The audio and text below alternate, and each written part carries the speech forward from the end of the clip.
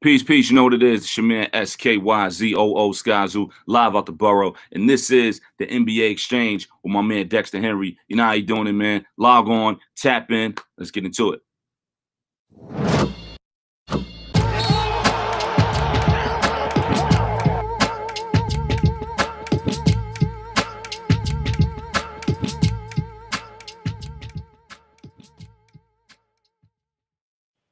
Welcome, y'all, to the Friday edition of the NBA Exchange. I'm your host, Dexter Henry. A lot of good stuff to talk about in the world of basketball. Unbelievably, April 1st, April Fool's Day. No April Fool's jokes here. We are getting closer to the end of the regular season. Most teams have about 6-7 games left to play. Races are still tight in the East. Still some jockeying for position out in the West. But today, we're going to talk about a team in the East that I think at the beginning of the season, a lot of people said, this team might be 6th, 7th, probably fighting for the play-in, but things have changed. And we talked about this team last month when my man Gary Washburn was on the show.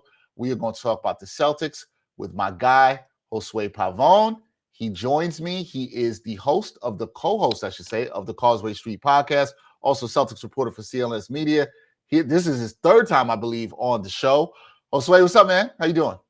I'm good. Nothing much, man. How are you? How's everything? It's been a while. It's been a while, man. But you know, we always going to talk some Celtics. I'm good. No. I know what that means, Dex. That means the Celtics are relevant again. So you want to get back on talk about Celtics? Got you. Nah, man. When they're relevant, you my guy. When it comes to inside stuff, you my guy. You're plugged in with the fans, the team, all of that, right? But there's been a lot going on with the Celtics, and as I was saying, at the beginning of the year, I think when we spoke, I forgot what month that was. I don't remember if that was October or November. But when we spoke, we talked about what we thought the team could do. Was Tatum and Brown a fit? And then, was the new coach going to work here? There was a lot of questions, right, Josue? Right. Now everything changed with the team. Defense got better. Now we're talking championship aspirations, and we'll get into that a bit later. But I think the thing we got to talk about off the top that has changed recently for this team about a week ago is the Robert Williams injury, the meniscus tear, right? Yeah, and that was the reaction from most Celtics fans. So how do you think this impacts the team? Because the defense had been humming, they're rolling, they were dominating teams throughout March and end of February. How much of an impact is this on the Celtics and what they can do in the postseason? It's a tremendous loss, Dex. There's no other way to cut it. I mean, like, Celtics fans could try to be, rational and thinking that, yeah, sure, you're happy that these guys traded for someone like Daniel Tice, who I thought of as Rob Insurance, right? This is the first season where he's been healthy. This is the first time where he hasn't had a few weeks here or a couple of months. No, he's been relatively healthy all season long. So, having that insurance on him is going to come in a big way right now because Daniel Tice is going to be able to do some of the things that Rob did or has been doing all season long, but he's not quite Rob Williams now. What I mean by that is he's going to be able to give you that athleticism, protect the rim a bit. He's going to collect fouls and whatnot. He's going to give you a little bit of an outside shot on the opposite end, but he's not going to be able to be that enforcer the way Rob Williams is. Rob has been the staple of that front court, while Marcus has been the staple of the backcourt. And together, it's been a championship defense for sure. I know you used that word earlier, and we'll get more into it later. But that's the thing about the Celtics team. Throughout that incredible stretch, pretty much up until the injury, the first 6 weeks of the calendar year, or even deep into March.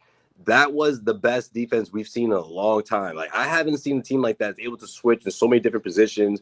Guys like Al Horford up front, Rob Williams, Jayson Tatum. We're seeing a whole nother side of Jayson Tatum, and he's able to lift his game on the defensive side. And it's been in the championship defense for sure. But we weren't quite sure if the team could. Yeah, right. But we weren't quite sure if the team can put it together and be a championship team. We had to see it in the best of 7 series. Now, without Rob in the mix, it really complicates things for sure. So the thing I think, Josue, that's going to come from Celtics fans, you kind of touched upon this, was some people are going to say, hey, look, we got Daniel Tice in the trade. Recently picked him up at the deadline. That's good for insurance. He's played in this system before, not the current system, but he's played for the organization before.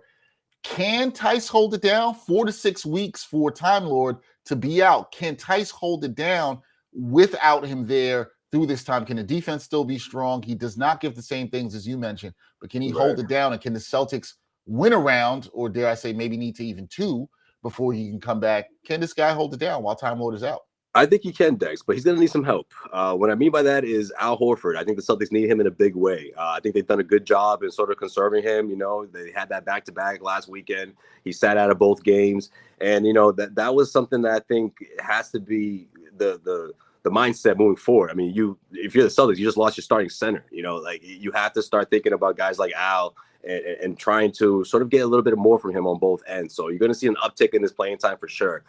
Grant Williams is another guy who I think has been tremendous this season, but he's in quite of a slump right now. So hopefully the Celtics can get him out of that. But yeah, I mean, those three guys lead by committee. I think they can get to the second round. I don't see a reason why the Celtics team can't get out of the first round, even without Rob Williams. Now, the big part of this news is, he underwent surgery, removing part of the meniscus, but they set a 4 to 6 week timetable. Like, that's huge. That's big news for the Celtics fans, because at the end of the day, not having him and having, part not at 100%, not at full strength, Rob Williams, is still a big difference if you're the Celtics and you're trying to get out of the Eastern Conference. I mean, Dex, we've seen this conference before. It can change in 1 year.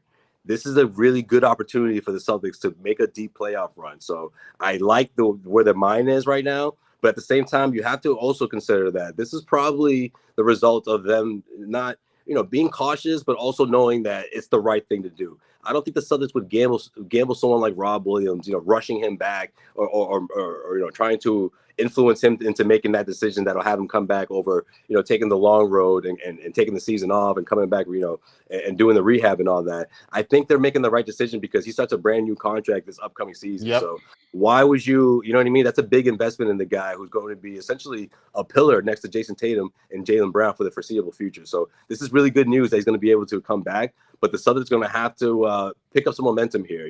Start regrouping. Get back to where they were, because for the first time since January, they lost back-to-back games, and it had been a while. So yeah, been a while losing back-to-back games just to the Raptors and the Heat. So a little bit of two tough playoff teams. Playoff teams. Celtics have a game tonight. They will play the Pacers. It's a game I think a lot of people think they should win, but we will see. So I think the other thing, you talked about how good of an opportunity this is, Josue. Can the Celtics win the East without Time Lord, right? If he's not there, if he can't come back, if they don't want to rush him back, which I'm in agreement with you, you want to protect that investment there. Can they win the East without him? I don't think so. I really don't, Dex. If you're the Celtics, you're hoping to get him back in the second round at some point. Maybe he misses a couple of games or so, but that's going to be a tough opponent waiting for you in that second round. Never mind the Eastern Conference Finals. I just think the defense is just not. It can't be as effective as it was without Rob Williams. Like, he's just that important. With that being said, if he's able to come back within a month or so, you put him in that second round series. I really like their chances against the teams like the Miami Heat, the Milwaukee Bucks that might be waiting for them in the Eastern Conference Finals, the Philadelphia 76ers. I mean, in my opinion, those are the three teams that I think would give the Celtics the biggest, trouble in a best of 7 series. But outside of those guys, like I really like their chances. And if you can avoid a first-round matchup against the Brooklyn Nets, because we know there's a 100% chance that Rob Williams isn't going to play at all in that series. You try to do that. You try to avoid that series. So outside of that, I like the Celtics getting into the second round. But if Rob Williams isn't in the mix, I don't like the chances of coming out of the East. Yeah, it's gonna be tough, as you said. The but you know what I mean by this is that year though, right? I mean, right. Between like you got the Heat, moving people moving furniture during a timeout, scuffles being broken out and whatnot. You got the Milwaukee Bucks are still strong, but the Philadelphia 76ers, they're still trying to get things together. The Brooklyn Nets don't know if Ben Simmons is going to play or not. Like, there's a lot going on with other teams around the Eastern Conference. I mean, the Chicago Bulls are starting to fall a little bit when people are starting to crown them as one of the top 4 teams in the East. But suddenly that's all changed within the last couple of weeks. So like, that's what I mean by that. The Celtics can capitalize on this and have Robert Williams back into the fold. They're a really tough that's a tough out for any other team in the Eastern Conference that's going to have to face Boston. Yeah, especially with the way that they have been playing defense. You and I were talking about this a little bit before we started here. The defensive turnaround for the Celtics, right? Like, the guys finally bought into Udoka's system. You've really seen that. This defense, why I've been so impressed, and I was saying it to you, is that you can't target anybody on this defense. They can switch everything 1 through 5. Everybody can switch. They were playing so good. What has impressed you watching them all season from the beginning, in October to where we are now with their defensive turnaround? What has really impressed you when you've watched the C's and just how good they've been on the defensive end? Just the overall effort. Dex. You know what I mean? Like from 1 through 5, that starting lineup. I mean, look, I always said Tatum and Brown were going to set that tone, but they took it up to another level, and especially Jayson Tatum. I mean, the effort on the defensive end of the floor, you can see the big difference between the first few weeks of the season and what we're seeing now. You know, guys, you know, being active in the backcourt, you know, and if they're not on the floor, they're on their feet and cheering them on. I mean, to be honest with you, Dex, I feel like things switched because they bought into Ime's system, but also because they saw the results, they saw the wins, they saw how easy it was to convert buckets offensively, and you saw this team put up 130, 135, 140 points against opponents, you know, without overtime. You know what I mean? Like in regulation, like that was the kind of stifling defense that left opposing teams just, you know, shoulders slumped. Like, you know, this is the end of the third quarter, and they're just like, can we just finish this game already? Like that was the kind of like defense, that kind of effect that they were having on opposing teams. Like I haven't seen the Celtics do that since Kevin Garnett was in the middle. You know what I mean? Like that's how effective this defense is. And when you have two top tier scorers and Jayson Tatum and Jaylen Brown, especially one of them is surging right now because he did take another level here. And I'm talking about Jayson Tatum. I really like the chances of coming out of the East, or at least reaching the Eastern Conference Finals. However, that defense has to be somewhat of what we saw throughout February and March, and as soon as we got into the calendar year, pretty much we saw they turn things around completely, a complete 180. And this is not just from the Celtics, man. I've never seen an NBA team do a 180 the way they did on the defensive end of the floor, man. It's incredible. Me either. And that defense, like I said, so like you said, swarming all over the place, frustrating teams, dominating them. They're blowing teams out, right? And a lot of it was defense turning to offense. So it was very impressive. Exactly. When we talk about defense on this team, though, Josue, we talked about Time Lord. You mentioned this guy before. You cannot talk about it without talking about Marcus Smart at all whatsoever. Oh, I was talking with our guy, Brian Fonseca, about this, and we are in both agreement. If we had votes, we'd be voting for Marcus Smart for Defensive Player of the Year. It's been a long time since a guard won it, since Gary Payton back in '96, I believe. Do you think he can win Defensive Player of the Year? Do you look at him in that ilk? Is he such that player that should get the award this year? Or do you give more of the credit to Robert Williams, or is it Marcus Smart that's really the linchpin of this defense for the Celtics? I think it's Marcus. I really do. I mean, Rob, you know, obviously everything I said about him is still rings true, what he does in the front court. But Marcus has just been not only the unofficial captain of the team, but he's just been the guy that's been holding people accountable. I mean, the first couple of weeks of the season, when the season wasn't out to the start that people were expecting, he was the guy to call out Tatum and Brown. You know, he was the guy to hold people accountable and sort of be like what Ime has been trying to instill in these guys out on the floor, and it's paid off in dividends, man. You look at the stats, you look at the defensive numbers, and Marcus in particular, when he's in primetime games and having to defend, you know, the best player on opposing teams, like he makes a big difference. You know, he really does. Whether it's, you know, an elite all-star or someone who's a knockdown shooter. I mean, he's able to fight through screens. He's calling plays out, and he's also improved as a point guard. And I think that's a big part of this too. You know, giving him the keys to that, to making him the official starting point guard of this team, which is the title he's never really had. You know, I think that it meant a lot to him, and he was out to prove everybody wrong, because there was a lot of doubters out there in and around Boston for sure that was saying that this team cannot win with Marcus Smart as your point guard, and I don't hear any of those people now. Yeah, been really quiet. You know? My man Cord Stanley checking in, saying Time Lord, best off-ball defender in the league. Marcus, I can't say it like you Boston folks. Best on-ball defender. Shout out to my man Cord Stanley. That's my mentor right there. Also, he believes Depoy by far defense 1 through 5. I'm on this train, man. Like, let's get Marcus Smart Defensive Player of the Year. I think he deserves it. I think he's one of the best on-ball defenders. And come on, it's time for us to give the guard some love. You know what I'm saying? We haven't seen the guard in a while. It's time. GP was a while ago, man. A while ago, like man. Miami Heat GP. This is like 90s GP. Sonics GP. Yeah. Sonics GP. With the joint, you know, the old school joint, like this. Old school joint where you got the needle in there. Youngins don't even remember watching the song. They don't. Nah, they don't. A while ago. They know nothing. They know nothing about that, Josue. They know nothing about that. So you talked about the Celtics possibly wanting to avoid the Nets, which I think a lot of teams at the top do want to avoid, right? They're looking like, hey, we don't want to do this. So who do you think is the best? What's the dream first round matchup for the Celtics? if they could draw somebody right here. I mean, right now they sit. We'll get into this too. They're sitting at third. They would be against Toronto, which has its own issues. We'll get to that. But who do you think is the best possible first round matchup for the C's heading into the next couple of weeks? Okay, you just said it, but the Celtics are being really, I don't know what's the word, sketchy. Coy? Yeah, I don't know what we would say. Yeah, sketchy. Non-transparent. I mean, they're just like, yeah, they'll be ready. You know, Al Horford sort of had the same exact answer. It was asked out, flat out, or, you know, is there going to be any trouble with you playing in Canada if that series happens? And he just pretty much said, if it happens, I'll be ready for that. So I'm like, well, what does that mean? Are you going to get vaccinated tonight? Like, what's going on here? Because this is a realistic possibility that this first round matchup with the Raptors could happen. And no one can really give you a clear cut answer, it seems like, you know. Ime Udoka sort of tiptoed around it. He even gave the no comment at one point when asked if, you know, what Toronto was doing. And look, I guess it's not fair to say he hasn't been completely, you know, transparent. But I mean, no.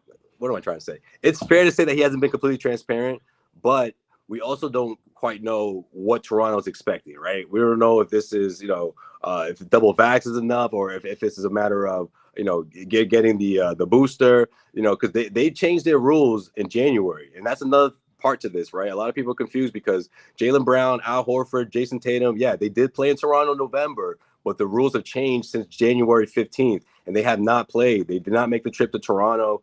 You know, that last weekend where everyone was out except for in the starting lineup except for Marcus Smart. Al Horford was marked as out for personal reasons, whereas Jaylen and Tatum, they had I don't know, nagging soreness, you know, very vague responses. But I mean, that's my only thing. I don't know if Ime just doesn't want to clear the entire team, which is fair, right? Maybe it isn't those guys. Maybe it's, you know, one of the guys coming off the bench that they're not quite sure if they'll be cleared. But hopefully that's the case. Hopefully they'll be ready to go, because outside of that, I like the Celtics' chances against the Toronto Raptors. Look, I know they beat them in overtime last weekend without all those guys in there, but I don't think that happens if you're seeing a complete, you know, Celtics starting five without Robert Williams, of course. I like the Celtics' chances against those guys. So you like them against the Raptors. Are you concerned about this vaccination drama around the team in that, like, that needs to get resolved before there? And I guess the other thing in being around the team, I would ask you is, do you get the sense that nobody on this team wants to be Kyrie Irving, for lack of, but they don't want to let the team down, especially with the opportunity that you're saying you believe the Celtics have? Do you get the sense from the guys that nobody wants to let them down in the first round if they have to play Toronto? I get that sense. For sure, because we saw it, right? We saw what Kyrie just went through. We saw the entire season of this back and forth, and I don't think they want to be on that side, you know, especially with the way that these guys have been playing. You know, the momentum has slowed out a bit, but you know, there's 5 games left here, so you got plenty of time to pick things back up. And the last thing they need is some sort of distraction like this to just disrupt everything. Now, of course, that would mean they could still, if anyone wasn't cleared to play in Toronto, sure, you still have them in Boston. But just that back and forth, I just don't think that bodes well for what this team's trying to do right now, especially when you're already shorthanded without Robert Williams. The last thing you need is to have somebody out of, you know, someone from your rotation not, you know, unable to play because of this, essentially, because of vaccines and going into Canada. Yeah, I don't think you want that. And like I said, you don't want to mess up the opportunity. You've seen that drama here in Brooklyn long enough. All right, so you talked about how you like the Raptors as a matchup for the Celtics, but who would you want to avoid? Who's the nightmare matchup for the C's? For me, you know what I think right now, Josue? With Time Lord being out, you don't want to see the Bucks if there's any kind of way they can go, because you really need Time Lord as a guy that you can throw on Giannis. Without him, that makes it difficult. Are the Bucks the nightmare matchup? Is it the Sixers? Who do you think is the nightmare first round matchup for the Celtics? Yeah, the Bucks would definitely be a nightmare matchup. I mean, that it is possible, but I'd be surprised that happens. But yeah, that would be tough. I'm gonna say, yeah, the Bucks, the Sixers. I think you like what Al can do defensively against someone like Joel Embiid, but you need Rob there as well. Like I think that blowout win was probably one of the most impressive ones of the season, because what they were able to do against that team, you know, just completely dominating from start to finish. So I think Rob has a big part of that. But out of the other teams, more realistic possibility, yeah, you still have to worry about Brooklyn a bit. Brooklyn is definitely where, you know, that's a team that you don't want to see. And, you know, without Rob, maybe the Hawks too. The Hawks could be a team that could, you know, could give you a 7-game series, you know, and they've given the Celtics trouble before, especially on the road. So, but that's it. I'll put the Hawks in there. I'm gonna say the Hawks and the Nets, and then of course, yeah, you know, you want to stay clear of the Bucks if you can. Yeah. Of course. Yeah, absolutely. Yeah, I see that. Giannis could be a problem without Robert. I think that's the second round. That's the part of this as well, because even, like, let's say hypothetically, if they were to see them in the second round, like Rob, you're not gonna just throw Rob in there right away. He's got to ramp up a bit. He's got to start doing workouts. So he's probably gonna miss a game or two to start the series, and that could decide the series. You know, so it'll be interesting to see what happens, how the bracket breaks down, because even though it's only 5 games left, it's still very, very close to call, man. It's crazy what the East is doing right now. Like all these teams, and you know, competing for to lock in these playoff seeds. Yeah, man. East is tight and very, very, very tight. All right, let's talk about your boy Jayson Tatum, because like we said back in the top of the year, it was like, is it Tatum's team? Is it Brown's team? You told me this last year when we talked. Somebody needed to be established as the clear alpha dog on this team. I believe, looking at it, Tatum has done that. Tatum has made an incredible leap this year. There's been incredible strides, particularly on the defensive end, Josue, that has impressed me with his game. How impressed are you with his leap? And is it time we start talking about him as a top 10 player, maybe even higher? Because I think he could get some second-team All-NBA votes here. This could really happen for him. Yeah. The guy's been dope. Yeah. Yeah. I think that happens for sure. I think all second team is probably realistic. And in terms of top 10, I mean, if you really go through the list, and I've done it, I did it on Causeway Street recently. Like, I don't see a way where you don't include him. Like, I can't name 10 players in the NBA right now that are better than Jayson Tatum. I just think he's made that leap. He's hit that tier, being one of the top, you know, one of the better scorers, who's just rounding out his game to sort of almost like a young LeBron, man, like a young Simba in a way, man. Like, listen, the effort on defense, and Dex, you can attest to this, right? That was the time when, you know, maybe the last year in Cleveland, going into Miami, like that's when LeBron started to really dominate. Like, look, I'm not trying to call this guy LeBron. I'm not saying Tatum's gonna, you know, be the best player in the NBA next season, or that he's in that conversation. But the tools that he's adding to his game is putting him on that track, you know, to be a top 5 guy. But top 10, he's there already. I think last season people were sort of flirting with that question, but now I don't think there's no question. You know, I don't think it's a debate at this point. He's, whether you want to say 6, 7, 8, 9, somewhere around there, he's there. Like, you know, I think that's fair at this point, at this stage in his career. I think that's fair. Yeah, I was thinking about it the other day too. I missed that you had done that list on the podcast, but I was thinking about it the other day. Oh, it's coming out. It's actually going to come out later today. So yeah, it's brand new. So I thought we got a little tease there. That's always good. Brand new. If y'all want to hear that and the breakdown on that, please check out the Causeway Street Podcast. Shameless plug, man. I wasn't playing. I swear. Nah, man. No, we're all about the promotion here. But no, I was thinking about it the other day, and I was like, man, he's definitely top 10. I'd be stunned if he's not getting some second team All-NBA votes. I think there's some argument even on the first team if he could get in as a guard. That's a whole nother conversation. Yeah, but I think that's what did him in last year of not getting. Yep. It, you know, and he wasn't happy about that. We know that. Yeah, that hurt his wallet a bit, right? It hurt his wallet. Hurt the purse strings a little bit. Yeah, hurt it just a bit. But nah, man, Tatum's been crazy. If y'all haven't been watching the Celtics, Tatum's leap has been insane this year. So yeah. It's fan, you got to be excited about that. Okay. Listen, he's making Celtics history right now, man. No other Celtics has had as many 40-point plus games. You know, he just, like, once you're in the company of the Larry Bird conversation, like I know pretty good company. You know, watching this team growing up, once Pierce started doing things that put him in the first Celtics since Larry, or the first Celtics, you know, since McHale, whatever. It's like, oh, okay, it's like that now. You know, like Tatum is he's becoming one of the better scorers the Celtics franchise has seen. Like he's doing this in a hurry, I feel like. And if, you know, the way the Celtics have this thing planned out, if he's here to stay for his entire career, man, he's gonna start putting his name. He's gonna start knocking people off as he climbs up these lists. He very well has a chance to do that. Okay, Josue, here's my concern with the Celtics, right? They got the window. We're talking about some championship aspirations here. but I'm going to keep it real. I do not love the bench. Okay, I got concerns about the bench. Can you get enough scoring off the bench? Can you keep that defensive? Yeah, it's shaky. I'm concerned. So the question is, are they deep enough? We talked about how we got Tice coming in now to help with Time Lord being out. That's a great addition that they made. Derek White's also been a great addition that's been coming off the bench and playing very well. But past that, I don't know. I'm not feeling that great about that. How are you feeling about this Celtics bench? And are they deep enough to make that championship run? They're top heavy. They're very, very top heavy. And it's been a discussion all season long about addressing their shooting, right? Like that's something that's just they just can't seem to find some consistency. I mean, but then they have those nights where they'll drain, 16, 17 3-pointers as a team. Like it's hard to say, but it's streaky. And coming off the bench, whether we're talking about Derek White or Grant Williams, Peyton Pritchard is starting giving you some sparks here and there.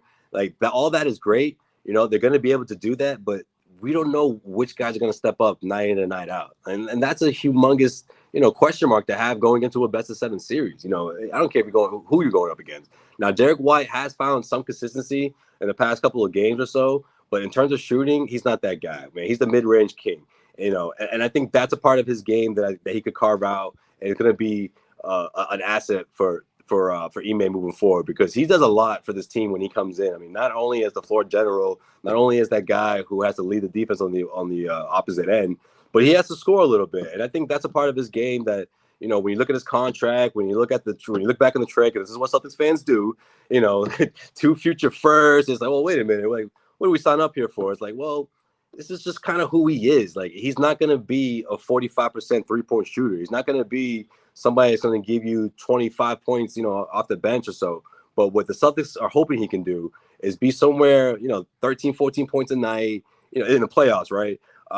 Someone that can give you a couple of threes here and there, control the offense a bit, lead the defense, kind of stop the bleeding, so to speak. And I think that's the identity that this second unit has to start carving out. Defense has been the identity of this team overall, but that lead seems to dwindle a lot of the time when the second unit comes in and they can't come up with points. When the defense is on point, when you see guys really buckling down and coming up with stops, and Grant Williams is doing his thing, it leads to easy buckets. It leads to more open threes for Peyton Pritchard, and it leads to them controlling the game while the starters get their rest. So, but that's a big part of this here, going into the postseason, because Ime tends to keep one of his starters or a few of his starters with those second unit, and without Rob, that's going to start to add up real quickly for guys like Al Horford, for guys in the front court like Daniel Tice, who sometimes can get into foul trouble.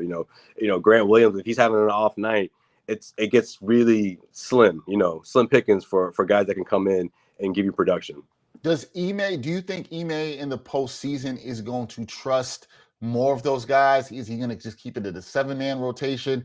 Will he, that can hurt, like you said, some wear and tear on a guy like Horford. Do you think he'll go 8-9 deep in the playoffs? How do you see him playing this with the depth? You're shaking your head at that. No to 8-9 deep. That's just not how he rolls. He's on that Tom Thibodeau. He ain't going that deep. Exactly. He's that guy that, like, after Christmas, all of a sudden, like, you don't have to take your warm up anymore, or take your warm up off anymore, because where you stand with the team. And listen, that doesn't mean that things can't change. I just don't see him making that kind of a drastic change, right out the gate. These next 5 games, maybe someone like Nesmith can squeeze in there. Maybe he's your 9th guy.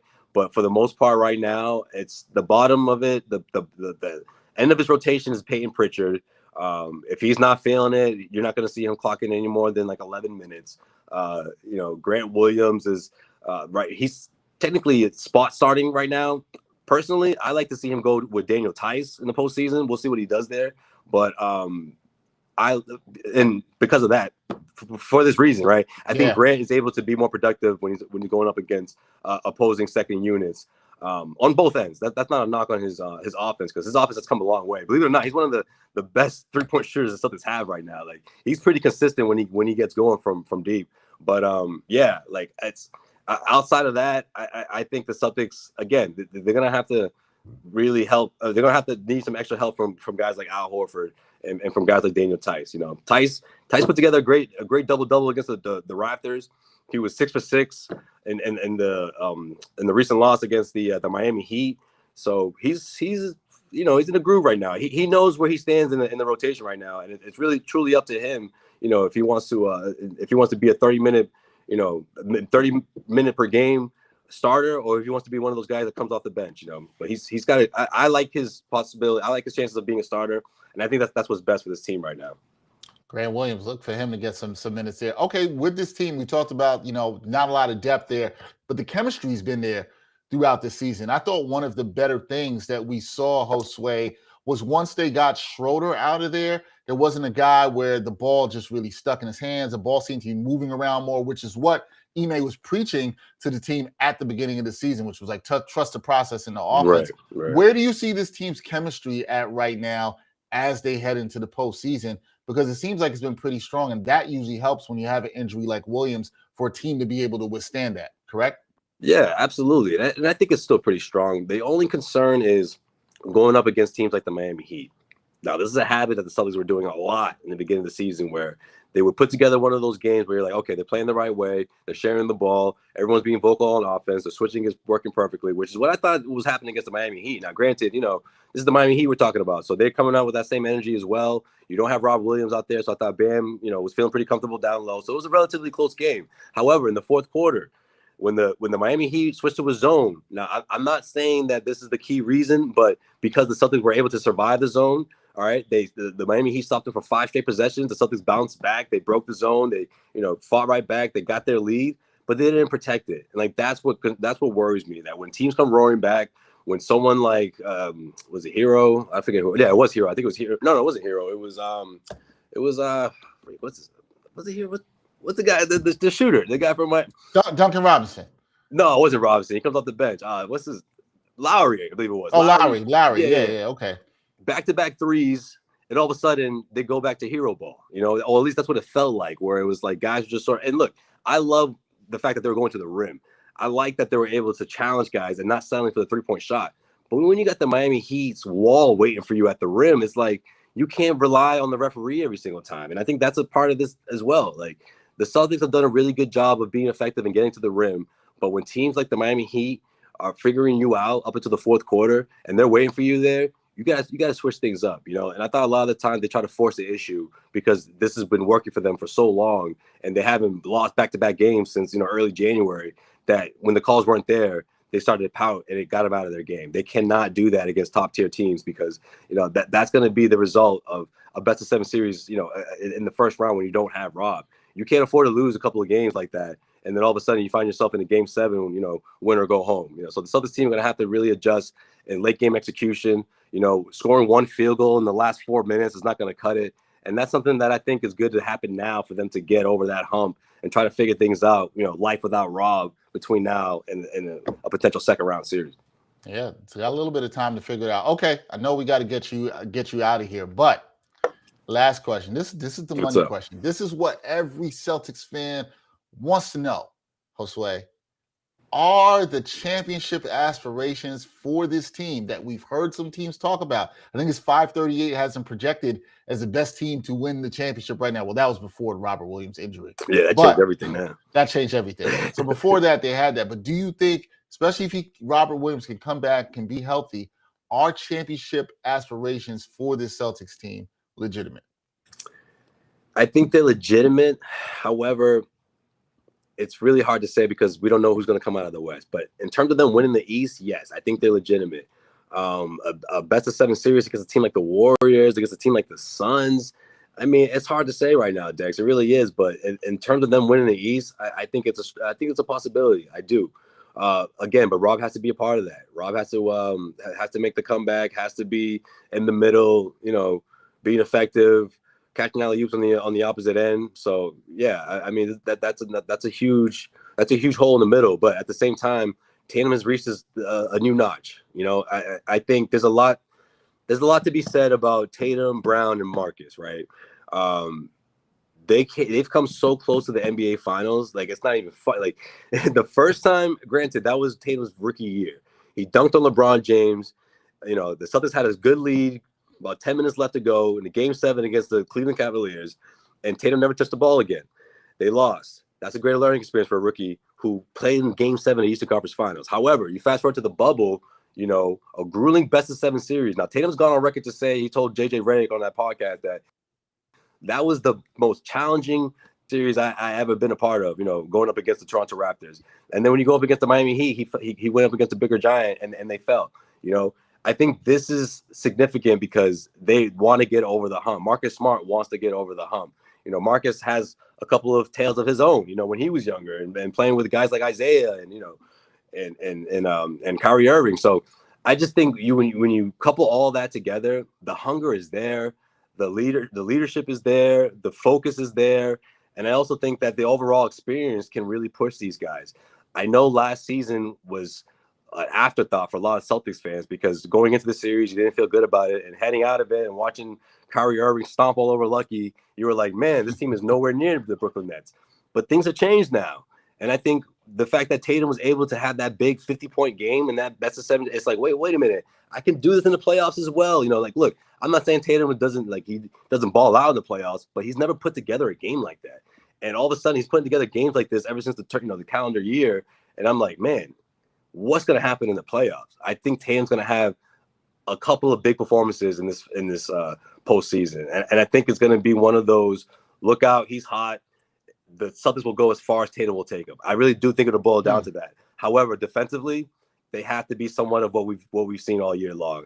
And Rob Williams is a big part of that. All right, well, we will see what they could do. I know that was a lot, Dex. Hey, it's a lot. The Celtics fans, they're going to be hyped up in Boston this spring. You know what I'm saying? They're going to be hyped. As long as, I'm going to have to check in on you if the Nets and them match up somehow. I'm going to have to check in on you. Well, what do you think? I mean, they got to be at least a dark horse in your opinion, right? Like they got to be the team you don't want to face in the East. Yeah, but here's my thing, Josue. Here's my thing on the Nets. And I'm probably going to even get into this more next week. And this was a concern we saw last night with the Nets playing the Bucks. I'm a little bit concerned about their defense, right? Anytime you have a series with Kyrie and KD, particularly KD and how great he can be, it's going to be tough. But the Nets can't stop anybody now. Yeah, you saw that last game. What was that? 4 weeks ago, that Sunday afternoon game where the Celtics played the Nets. And Tatum was killing, right? Tatum was killing them. And I was saying, man, you know what the Nets need right now? Ben Simmons. Right? They need Ben Simmons. They need somebody that they could throw on Tatum because that's my thing. There's not a lot of people that can stop Tatum right now, which is why I hear your point.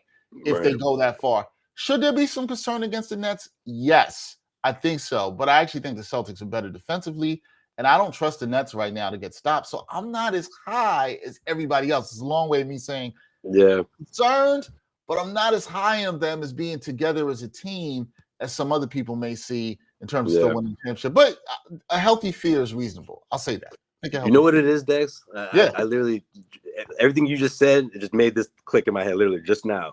Yeah. I think we just haven't seen this team without Rob going up against those guys. You know what I mean? Like, there's always something. The Brooklyn Nets have been hurt. They missed so many, guys missed games last year. The Celtics, the same thing, whether it was because of COVID or whether because of legitimate injuries. Like, seeing that sample of what a Rob Williams-led defense looks like against this team was like, oh man, bring it. Best of 7 series. I love the Celtics' chances, but then now you take Rob out of the mix. It's just like that does change it. Yeah. Man, you saw Durant go right.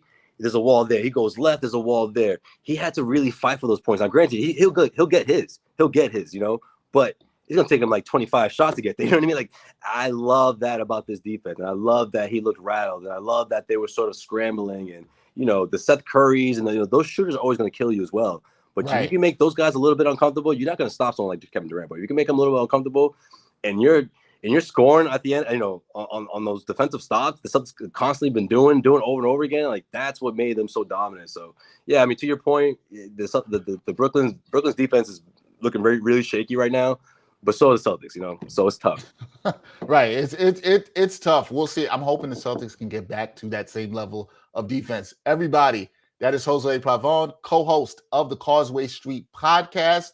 You also see his reporting that he does for CLNS Media. Josue, I know we're going to talk again during the playoffs. We'll have you back on once the playoffs starts. We got to definitely talk some Celtics basketball for sure. Let's do it, man. I'm telling you, it's gonna be a fun ride. Yo, you New Yorkers, y'all can get into this. It's cool. It's all right. I don't know if we're gonna get into rooting for Boston. I don't know if that's gonna happen. But you know me, I'm an NBA I'm not junkie. Saying so put your Jayson Tatum jersey on. Nah, it's not. You can quietly cheer for us. It's okay. It's all right. I don't know if that's ever gonna happen, but So you think things may change. That's Josue Pavón. You're gonna fall in love with this team. Y'all fall in love. Oh my God. Thank God. I don't know about that. Fall in love.